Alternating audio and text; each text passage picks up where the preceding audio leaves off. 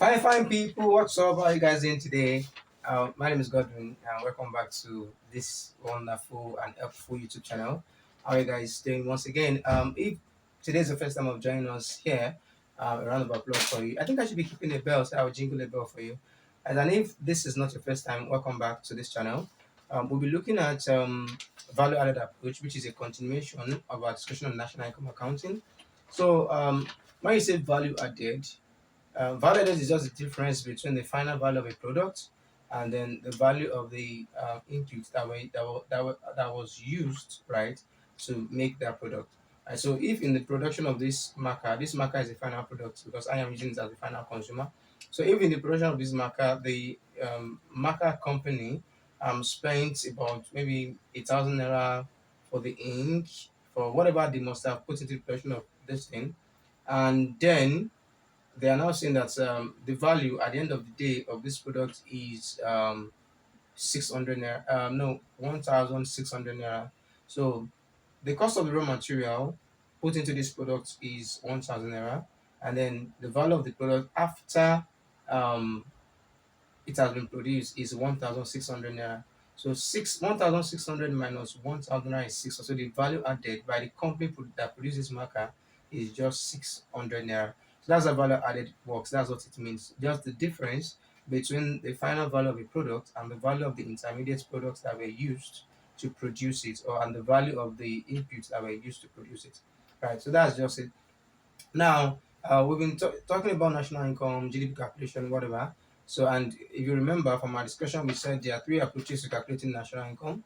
So, one of them is the expenditure approach, which we've discussed, and then we have the income approach, which we've also discussed, and then this is the value-added approach, or what we call the output, approach. Now, the value-added approach is just a way of calculating national income by summing up the final value of goods and services. Right, so that's what you have on the board. So it is an approach that measures national income, or GDP, if you want to use to calculate GDP, or GDP, by summing up the values of all final goods and services. So that is to tell us that intermediate goods are not included in the calculation of national income using the value-added approach. All the inputs that were used to produce this marker, they are not going to be included. So what we just look at is what is the final value of this product? 1,006. So whatever was used to produce this thing up till this stage, right, is not really our concern, right? So what is our concern? What is the value of this final product? Because in the determination of the value of this final product, then you must have already considered the value of all the inputs that were used to produce this particular marker. All right, so there are two ways you can use the value added approach. You can just sum up the value of all final goods and services. I think the time I bought this particular, not this singular piece of paper, I buy it in bulk, right? I think I bought it maybe 5,000 or thereabout, and there are about 1,000 pieces inside of it. I don't know how much you're selling in that. Most have been probably around 10,000 right now due to the inflationary pressures in the country. But so if you look at that product, selling buying paper, right? Buying paper for 5,000 naira, for example, what did it cost? What were the things that were put in place, to get that paper to that final stage? So if you add up all of them, the value of all of them, and then they're about 3,800 naira. So the value of the final piece of paper minus 3,800 naira will give us 1,002, which means the company that produced the paper added the value of 1,200 to that paper. All right. So yeah, that's how it works. So the first way is just summing up the final values of goods and services, and then the second way is summing up the value at each stage of production. So instead of looking at final goods and services, you are now looking at value added at each stage of production, right? So we are going to use an example to illustrate that, which is this example. But before I get here, if you recall, when we're talking about the expenditure approach, that the first concept you are going to get when you sum up C plus I plus G plus NX, what you are going to get is GDP and market price. You remember, right? That's fine. That's someone that was pay attention. That's beautiful. Right. So when we look at the income approach, you are going to be getting your net domestic product at factor cost, NDP at factor cost. But by the time you are using the value added approach, what you are going to be getting is GDP at factor cost. So you should note the difference, GDP at factor cost. And then we've said that you can convert factor cost to basic price. Factor cost to market price. Factor cost is same as basic price. So you are converting to market price. All right. So how do you convert factor cost to market price? Right. So what you just have to do is you add um, indirect axis to factor cost, right? And then you subtract subsidies. So you add indirect axis, you subtract subsidies. That's going to be that will turn your GDP as factor cost to your GDP as market price. Anyway, that's about that. So like I just want you to take note of this. Was for the three approaches, those tiny differences. So we have this example. We have four producers. We have their respective stages of production. Then we have the values of the intermediate input and then the value of the final output. So the first guy is the farmer. What does the farmer do? The farmer grew wheat. Then the assumption here is that the farmer didn't use any intermediate input, right? He didn't use anything, right, to produce this. That's an assumption because, of course, that's not plausible because the farmer must have employed workers and the farmer must have bought raw material. Seeds, right? The farmer must have bought seeds. Like there should have been something, but then the assumption, just to make things simple. So the assumption is that this guy didn't use any intermediate input, right? And then the value of wheat that he produced was 110 million naira. And now, the second assumption here is that whatever was the final product of a particular producer was entirely sold to the next producer. So the final production of the farmer is now becoming an input to the flour mill, to the owner of the flour mill, right? So which makes that since which was not so directly to consumers, so we're saying that which in this case is an intermediate product. Now we are going to treat another example besides this where some of the products were sold to other companies, and then some of the products were sold directly to consumers, right? So that you see the way the whole thing works, right? But for this, just simple case, 110 million. This guy bought the whole thing. So what he does is to process wheat from their raw form into a processed, form, right? And or let me say to convert wheat from its raw form into a processed form. So it makes processed wheat.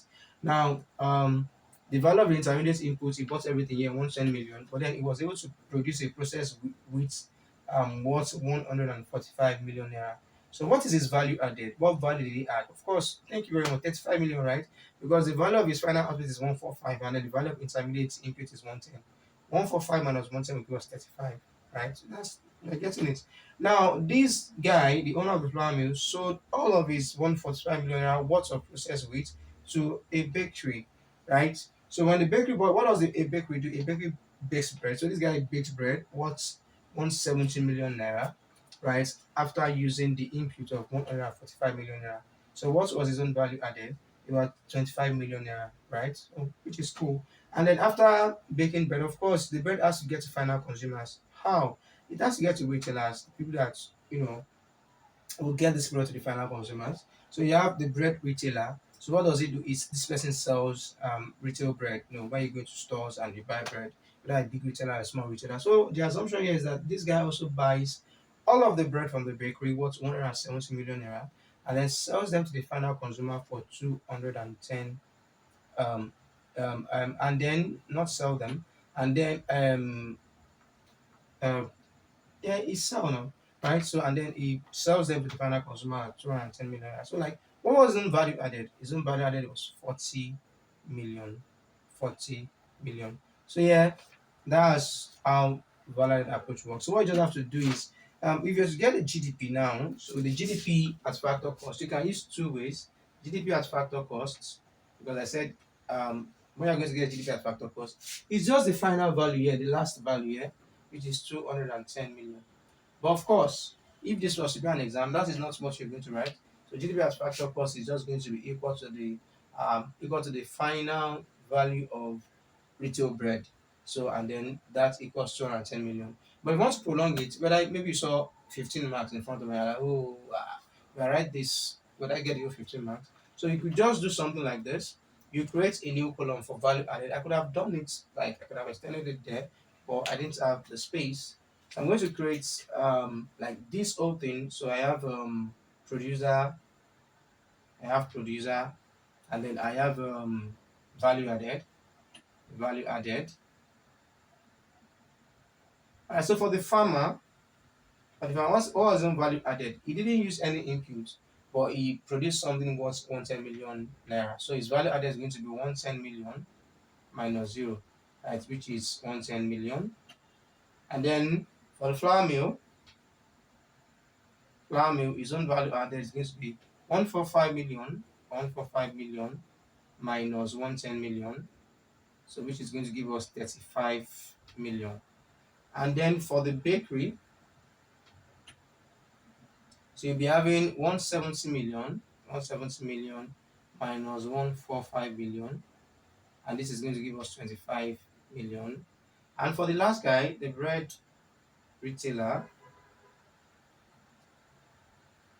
all right, so 210 million minus 170 million, and this gives us 40 million. So what you just do is add up the value added. So this was what I was saying, that you could do this thing in two ways. So you could add up just the final product, right? The value of the final product. We just add only that, just pick only that, and then you get your GDP at factor cost using the value added approach. And the second method is at each stage, what was the value added? So for the farmer at his own stage of growing wheat, he added the value of 110. Flour mill at its own stage of processing wheat, he added the value of 35. So add everything together. 100 plus 35 will give us 145. 170, and then this is 210 million.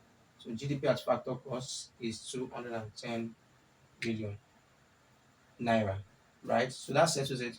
So the reason why we pick the final value is to avoid multiple counting, because it doesn't make sense that you pick 110 plus 145 plus 170 plus 210. Not everything goes to the final consumers. The 110 that you are picking here had already been used here.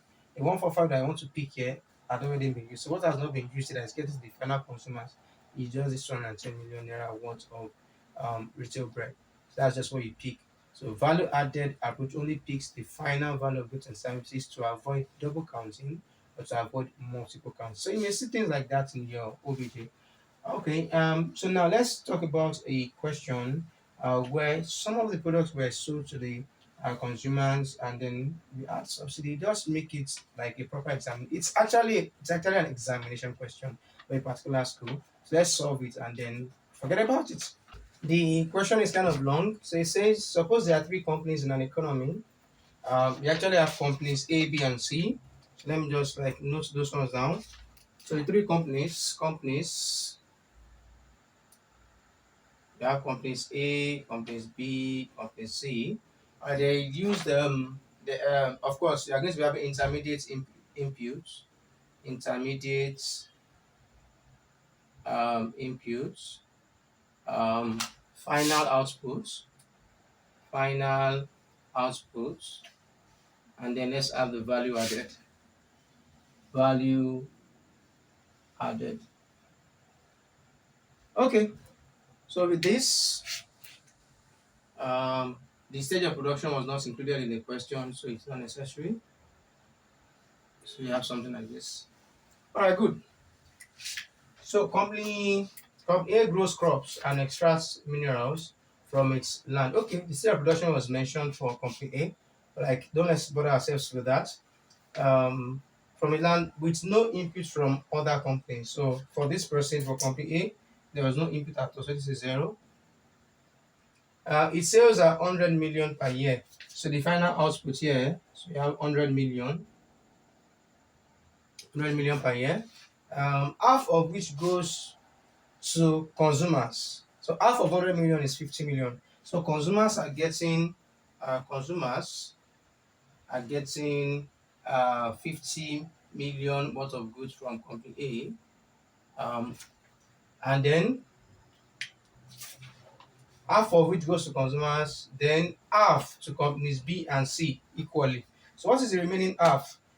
So that's 50 million, right? So about 50 million worth of goods is going to companies B and C equally. So which means here the value added here is 100 million anyway. So let's quickly do that. 100 million. So company B is getting 25 million worth of goods from company A, and company C as well is getting 25 million naira worth of goods, 25 million worth of goods from company A. So I hope you are getting this. All right. So because the question says half, um, half goes to companies B and C equally.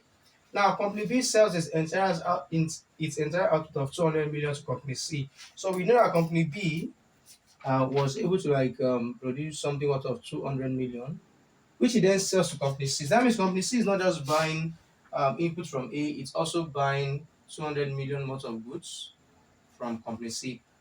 All right. Then company B sells entire output of this company who produces 450 million worth of goods. So this company produces 450 million worth of goods, 450 million worth of goods, and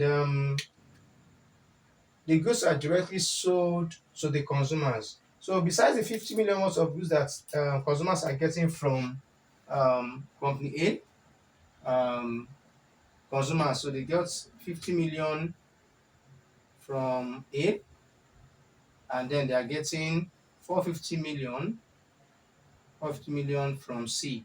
So in total, these guys are getting 500 million worth of goods. Okay, cool. Um, so we are now solve the question. A, calculate the gross value added at basic price. So what's the gross value added? So we just be adding the value added here, and whatever we get is going to be the answer. Actually, this has already given us the answer, right? Because the final product, we said the value of the final product, right? And consumers are the ones that are consuming the final product. So the value of the final product is equal to the value of the gross value added. So that's your GDP at basic price, actually. Like straightforward, straightforward. But then let's add up our value added and see. So 200 million minus 25 million give us 175 is 175 million. And then 450 minus this guy used 225 in total, right? So 450 minus 225 is going to give us 225 again. 225 plus 175 is 400. And 400 plus 100 is 500 million. So the gross value added here is 500 million. So you can see that the answer is same as the answer that you have here. So whatever final output was sold to the final consumers, the value of that output is what is your answer, is your GDP as factor cost using value added. So you can just use this and you can use that, and we can try to use this one. So we can just try to use this one. So if you want to use 450 million, which is the final product, but remember that 50 million had been sold to consumers first. So 450 million final product after these three companies interacted, plus the 50 million that was sold to consumers first, and that gives you 500 million again. So, the previous example that we did, just pick the value here because nothing had been sold to consumers prior the final value of the bread retailer, right? But in this case, you can't just pick 450 million because a part had been sold to final consumers in the first place. All right, that settles that. The next question now says if there is only one indirect tax levied at 10%, what is the value of the GDP? So in this case, the first one is gross value added, which is 500 million, or what we could otherwise call as GDP as basic price. Now, since this guy is introducing indirect taxes, so it is trying to let us calculate GDP at market price, right? So because of course indirect taxes are paid after a good had been sold, right? So consumers have bought that product, and then indirect taxes are taxes levied on goods and services. So sometimes this will not be called indirect; it will just be called sales tax or purchase tax or VAT, right? So like those are indirect taxes on goods and services. So once you see that, just know okay, this is trying to let you know that you are to get your answer at market price. But it is at the point of buying a product at its market price that you are paying a tax on it, right? So what we are just going to do is this gross value added, which are GVA or GVA as factor cost, to convert it to market price, we are going to add indirect taxes, and then we are going to subtract subsidy. But because the question didn't give us subsidy, right? The question just gave us indirect tax. So that means our subsidy is zero. There was no subsidy. You can't manufacture it. So this 500 million plus 10% in the 10% of 500 million, which is 50 million. So GDP at market price is going to be GDP as factor cost. So let me write that. And so we have the formula as GDP at market price equals GDP at factor cost slash GVA, which is the gross value added, then plus indirect tax minus subsidy. So this guy, the indirect tax is 10%. So indirect tax um, equals 10% of the gross value added of 500 million, all right, which is going to give us 50 million. So our GDP at market price is going to be equal to 500 million plus naira plus 50 million naira, then minus zero. And the answer to that is 550 million. So GDP at market price is 550 million. Now we're done with B. So C now says, how will the answers in A and B change if company B holds an inventory of 50 million? So which means an inventory is actually just a stock of inputs like raw materials, work in progress, or final goods and services that have not been sold. Like you have raw materials that you've not worked on at all, you just bought them. And then number two, work in progress, like you actually got some raw materials, started working on them, but you could not turn them into finished goods yet. And then you may actually have a final product as a part of your inventory, but then you've not sold them, you've not offered them in the market, so you still have them with your company. And so it's not going out. So it's saying if company B holds an inventory of 50 million, how is it going to affect your results during the year? We already explained what an inventory is. So like what we're going to do here is that company A is still the same thing, like you didn't buy any input and its final was 100 million, value was 100 million. But note that before company B used input of 25 million and produced 200 million naira worth of goods, right? So in this case, it's already added a value to 25 million, and then its value added is 175 million. But what is going to change in this case is that it is not selling the entire 200 million naira worth of goods to company C.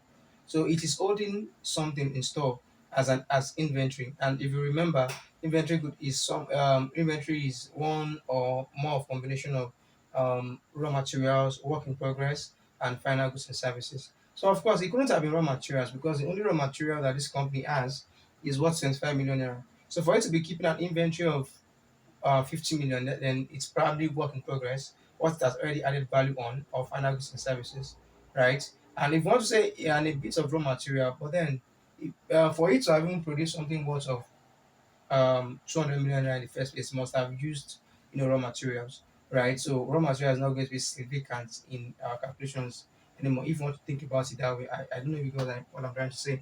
So the input that this guy was able to get was 150 million naira, 150 million. But the question is saying that this guy was still able to produce 450 million naira worth of goods, which means that company still added more value. As in this case now, having received less from company B in terms of input, and they're still producing what it was producing before. That's increments in productivity, like it returns to scale, that kind of a thing. So the value added is going to be 450 million minus 175 million. This is 175 million, and that was 275 million. As we meant to write all of these things with the other marker, where is it? So this is 150 million, differentiated from the former one. So here, this is going to be 275 million. 275 million. All right. So 275 million plus 175, that's going to give us 450 plus 100. So the value added is 550 million, and which is like, it makes sense, right? So having received 50 million naira less from one of the companies, right? And you're still able to produce 50 million naira worth of good. You're still able to like do more. You understand? So like that makes sense. So now the value added is 550 million, and the other way that I said we calculate this is you have 450 million as the final output here, like the one from the third company. So 450 million, then plus the 50 million that was sold by company A directly to customers. That's 500 million, right? Then plus the 50 million naira inventory that's kept by company B. That gives us our 550 million naira back, right? Because those two approaches must yield the same results. Like if you are going through the value added approach, calculate all everything and add up the value added, your answer must be equal to like the second method, which is final product, like some of the final product, but then there is still an intermediate product with what do you call it now? There is still products kept by one of the companies as inventory. And so you add it to, right? You add it to, so it's something produced by the economy. Value has been added onto it, like even though it has not been made available, yet to the final consumer. So more or less, just look at it.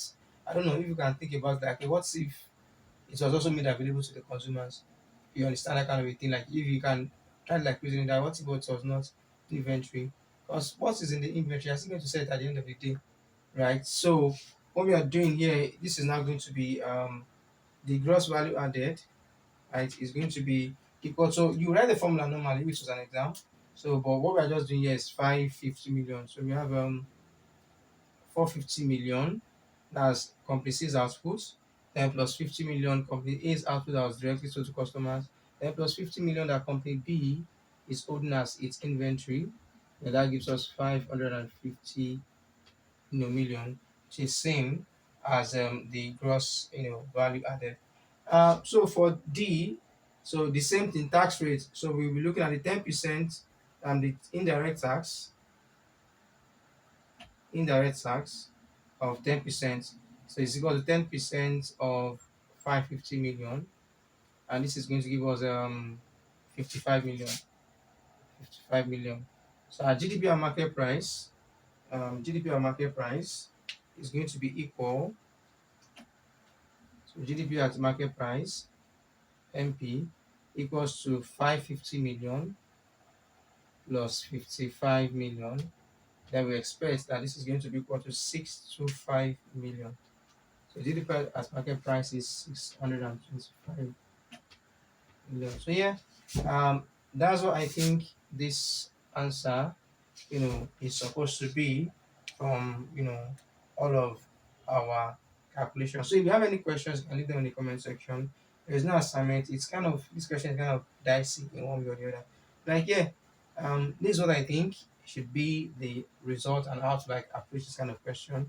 So if there are controversies or if there is anything you would like us to know, leave them in the comment section. Thank you for attending this class. See you when I see you.